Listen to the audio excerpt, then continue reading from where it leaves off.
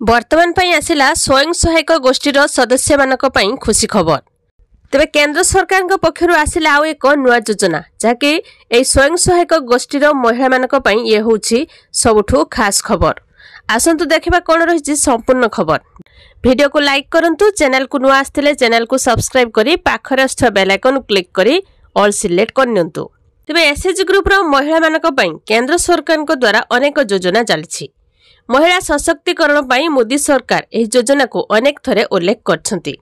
तेबे अर्थमंत्री एही योजना उपरे आलोचना करछंती जहाँकि एही योजना अधीन रे सरकार आपनको 1 लाख रु नै 5 लाख टंका पर्यंत सुविधा देउछंती, जहाँकि एसएचजी ग्रुप रो महिला मानकु बिना सुधरे 1 लाख रु 5 लाख पर्यंत ऋण देउछंती।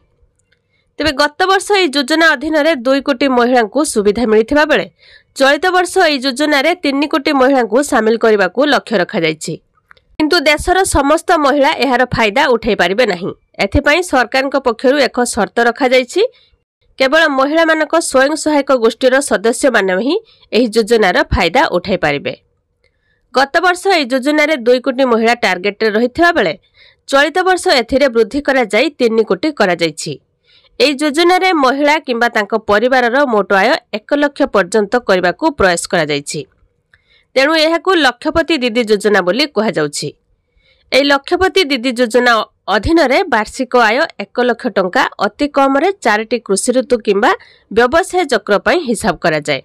तेबे जेउ मानकर हाराहारी मासिक आय 10,000 टंका रु अधिक सेमानकर एही आयर स्थिरता हेतु एही गणना करा जायछि। एही योजना सरकार को ग्रामीण मंत्रालय द्वारा कार्यकारी करा जायछि। व्यवसायिक तालीम प्रदान, बाजार को सामग्री वितरण, आवश्यक कौशल एवं तालीम प्रदान पई एही योजना अधीन रे संभव। आउ एसएचजी ग्रुप रो महिला मानक पई सेमानकर यूनिफॉर्म बाबद को 1000 टंका पठा जायछि। आपण माने एही टंका पाइसंती कि नाही निहाती कमेंट करके जणेबे।